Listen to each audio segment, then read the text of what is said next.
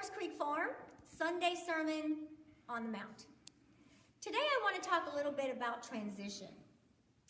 In chapter 12 of Genesis, in the very first verse, God calls Abraham to leave his city of Ur and go to a place where I will show you.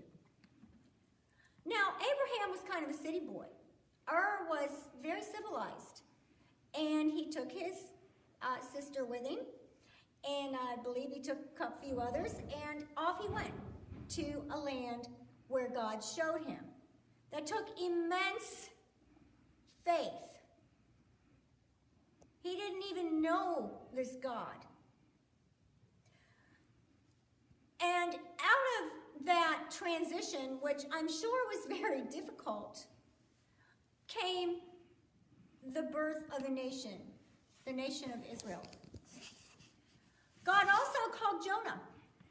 He said, Jonah, I want you to go to the Ninevites and preach salvation to them. And Jonah said, nah, I'm not going to do that. But we can do it God's way, or we can do it God's way. Now, I kind of can, understand a little bit how difficult that must have been for Jonah. Nineveh would be equivalent to maybe a modern-day ISIS. Several scholars have even said that perhaps Jonah's family had been hurt or worse by some Ninevites. So I could probably understand where he wouldn't want to go preach salvation to the Ninevites. What a transition that must have been for Jonah when he finally got out of the fish and probably had some seaweed and things wrapped around his head, and yet he went and he preached salvation to the Ninevites, and what joy there was, because Nineveh repented, and they turned around and they came to God. When Steve and I moved here to this farm, the transition for me was much different and much more difficult than the transition for Steve. God had asked us to leave our family and our home in Florida and move to this farm, and it was like moving from the city to the country. And I love this country. I love my horses, and I love where we live. But in the beginning, it was a very, very difficult transition.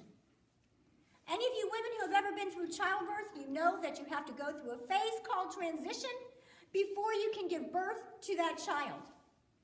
Transition is the worst part of labor, and most women are screaming epidural by that time. But once you get through that phase, it's a beautiful, beautiful, joyous birth that takes place. A new life has come. Whatever transition it is you are facing today, maybe it's an illness and you having to transition into chemotherapy. Maybe it's marriage and you're having to transition from singleness to marriage, or marriage to singleness. Maybe it's a job that's taking you away from family and friends. Maybe you need to transition to another state, another country. There are all kinds of transitions in all different ways, shapes, and forms. But when we know that we have God who goes before us, He goes behind us, His Holy Spirit lives within us, and His angels surround us, we can get through anything. God bless and have a wonderful week.